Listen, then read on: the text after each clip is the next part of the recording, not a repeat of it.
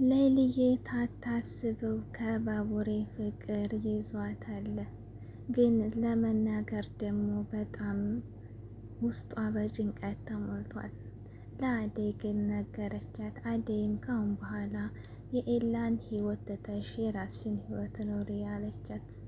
ዴቭም እስካሁን እንግዲህ የአደይ አባት እምቢ ስላለው አልተመለሰም። ነገር ግን ዴመንድ ደግሞ በፖለቲካ የተሞላበት ውሸት እንዲያሳምነው አድርጎታል። ፍቅር እናቷን ጋር ተጣልታ አባቴ ጋር ሄዳለሁ ብላ እየበጠበጠች ነበር። ከዛ ከቤትም ጠፍታ እናቷ እንባዋን እያረገፈች እንቅፏን አታ በጣም አሰቃየቻት። ነገር ግን የፍቅር መጨረሻ ምን ሆነ? አሰላሙ አለይኩም ወራህመቱላሂ ወበረካቱ። ውድና የተከበራችሁ ቤተሰቦች እንዴት ናችሁ? ከኔ ጋር ሁሉ ሰላም፣ በያላችሁበት ሰላማችሁ ብዝት ይበል። ለቻናል እስከሆነ ሰብስክራይብ ያደርጋችሁ ቤተሰብ ሆኑ። ዴቭ እንግዲህ እስካሁን አደይን ቤተሰቦች ለማናገር ሄዶ አልተመለሰም። በጣም ደግሞ በጣም የሚያስገርምና ትልቅ ችግር ተፈጥሯል ማለት ነው። አደይ እንግዲህ በጣም በማታስበው ችግር ውስጥ እየገባች ነው ያለችው። እስከዛሬ የአባቷ አለመቀበል ነበር የሚያሳስባት። አሁን ደግሞ አበበና ሄለን ወደ እነ አደይ ጋ መጥተዋል፣ ወደ አዲስ አበባ ማለት ነው። ከገጠር አዲስ አበባ በገቡበት ጊዜ ግን እነ ሄለን ይዘው የመጡት ዜና በጣም የሚደብርና የሚያሰጋ ነው ለአደይ ማለት ነው።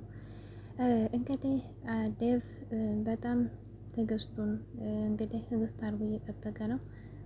የአደይ አባት እንግዲህ በጣም ኃይለኛ ሰዎች ናቸው። እናይቱ ብትፈቅድም እሱም አልፈቀደም። ነገር ግን ዳይመንድ በጣም ዲያስፖራና በጣም ሀብታም ነው፣ ያደገውም ውጭ ሀገር ነው፣ እዛ አልነበረም ብሎ እያሳመነው ይገኛል። በዛም እንግዲህ የአደይ አባት አደይ መዳር የሚፈልገው ለሀብታም ሰው ስለሆነ በቀደም ለሀብታም ሰው ሊድራት እምቢ ብላው ስለሆነ አሁንም እንግዲህ ያለው አማራጭ ዳይመንድ ሀብታም አስመስሎ ዴቭን ትውልዱም እዛ አይደለም ወደ ውጭ ነበር ዲያስፖራ ነው ብሎ እንግዲህ የሌለውን ነገር ከምሮ እንግዲህ ሊያሳምነው የአደይን አባት ወደ ማሳመኑ ሄዷል ማለት ነው። ያሳካዋል ደግሞ ምክንያቱም እንግዲህ ሀብታም እንደሆነ ተነገረ። የአደይ አባት ደግሞ ሀብታም ባል ነው ለአደይ የሚመኘው ማለት ነው። እንዲሁም ደግሞ አበበና ሄለን እንግዲህ አትጋቡም ብለዋቸው ቤተሰቦቻቸው በጣም ተጨንቀዋል ማለት ነው። እንዲሁም አበበ የአባቴ ንብረት ይገባኛል የአደይን አባት እንግዲህ ከሶት እየተከራከሩ ባለበት ሰዓት ሄለን ደግሞ አጎቷ አበበን አታገቢም ብሏት ከልክሏት ነበርና አበበና ሄለን ደግሞ ከልጅነታቸው ጀምረው በጣም የሚዋደዱ ልጆች ስለሆኑ መለያየትም እንደሌለባቸው ራሳቸው አሳምነው ወደ አዲስ አበባ ገብተዋል፣ ጠፍተው ማለት ነው። ሌሊዬ እንግዲህ ደግሞ ባቡሬ መጀመሪያ በፊት ነው ያፈቀራት፣ አልነገራትም። ምክንያቱም ቢነግራት ትቀየምብኛለች እያለ ቅምጥልም ልንገራትን እያለች ምትለምነው፣ አይ እንደዚሁ ይሻለኛል ትቀየማለች እንዳትናገር እያለ ባቡሬ ፍቅሩን በውስጡ ከአፈቀራ ግን ቆየ ይዟል። ግን ደግሞ እሷም ፍቅር ይዟታል ማለት ነው። አልተናገረችም እንጂ ማለት ነው። እንግዲህ ባቡሬ ሌላ ሴት እንዳፈቀረ እና በፍቅር እንደወደቀ ለሌሊ እየነገራት ነበር። ሌሊም ደግሞ ውስጧን እየበላት እየተናደደች ማናት ሌላ አናግርልህ እያለችው ነበር ማለት ነው። አይ እሷ ያው በፍቅር መውደቄን አታውቅም፣ ግን አይገባትም ባላገር ናት እያለ እሷ መሆኗን አላወቀችም። ሌሊ እንግዲህ እንደዚህ ላት በሌላ ሴት ፍቅር እንደወደቀና ሌላ ሰው እንደፈቀረ ነው ውስጧ የነገራት። ምክንያቱም ውስጧ ትወደዋለች እና ማለት ነው። እንግዲህ እሱ ነቅቶባታል። ነገር ግን ደግሞ አውጥታ ሲጠይቃት አውጥታ አልተናገረችም የውስጧን ስሜት ማለት ነው። ነገር ግን ለአደይ ምስጢረኛ ስለሆነች እያለቀሰች ስትመጣ ምን ሆነች ነው ብላ ስታፋጠጣት ባቡሬ ሌላ ፍቅር ይዞታል ነበር ያለችው። ታዲያ እንጂ ስሜት አለሽ እንደ ለሱ አፍቅረሽዋል እንዴ? ምን እንዲህ ያደርግሻል አስለቅስሻል ስትላት አይ ምንም በቃ ብላ ዘጋቻት። ነገር ግን ሌላ ሴት ታዲያ በፍቅር ችግር አለው? አንቺ ደስ ስሜት ካለሽ ንገሪኝ ብላ ግዴታ ሳላቅ አፍቅረዋለሁ መሰል እያለች ዳርዳሩን ነገረቻት። በቃ ከአሁን በኋላ ታዲያ ነግረዋለሁ፣ ምንድን ነው ስሜትሽ አውጥተሽ ተናገሪ እያለች ነበር። አይ አልፈልግም፣ ማንም ማመን አልፈልግም ብላ በኤላ ልቧ ተሰብሯል።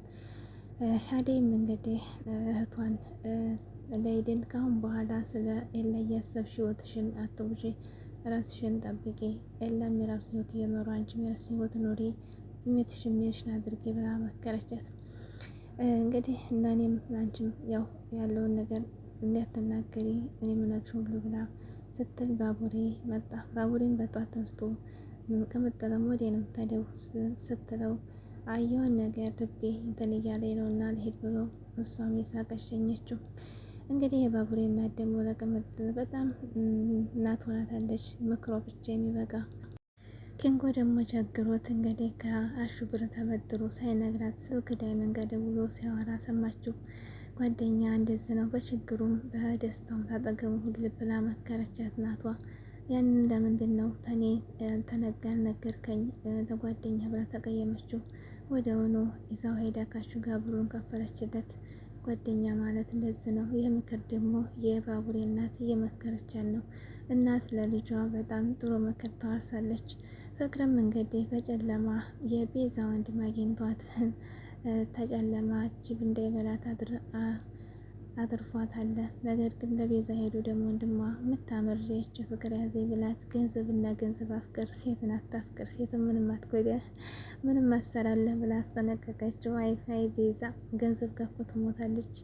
ፍቅርም ደግሞ አባቴ ጋ ሄጃበት አይወደኝም ብላ እናቷን ጋር ይቅርታ ጠየቀች። እሷ እኮ አልሄደችም። ጉድ እኮ ነው። ሁሉን ከቤት መውጣቱና ምን ጥፋት እንደተሰማት ወይም ደግሞ እናቷ ራሱ ያላትን ቦታ ስታቅ ጥፋቷን ስታቅ ይቅርታ መታ ጠየቀች። አሹና ሮማን ደግሞ ከራሳቸው ፍቅር አሁንም አቃጠረችና ናይቱ እንድታይ ያደረገቻት።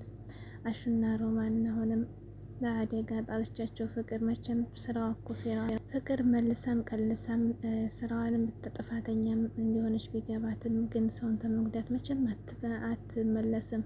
አሁንም ሮማንና አሹን ለማጣላት ከቤት ለማስወጣት ደግሞ እኔ እኮ ሰው የሚያስጠላን ነገር ለምንድን ነው? ሮማንና አሹ ምን አረጓት? እስቲ ቢሰሩ ስራቸውን አልፈው። በቀደም ስራቸውን አሳጣቻቸው ይቅርታ ብለው ገቡ። አሁን ደግሞ ታሳጣቸው ነው። አዴስ እሺ ዴቭን ውስጥ ያባን ነው። ሌላው ሰው ገመን ያርጋት ሆነ። የፍቅር ደግሞ የተለየ ነው። እነሱን በስራቸው እንድታባርራቸው አሁንም ሴራ እያሴረኝ ነው። አሁን እንኳ ትምራቸው አይመስለኝም እናይቱ፣ ምክንያቱም በተደጋጋሚ ያስጠንቅቃቸዋለች ማለት ነው። በጣም ያሳዝና የሰው ልጅ ክፋቱ ማለት ነው። ጥፋቱን እንኳ አቁ አይመለስም።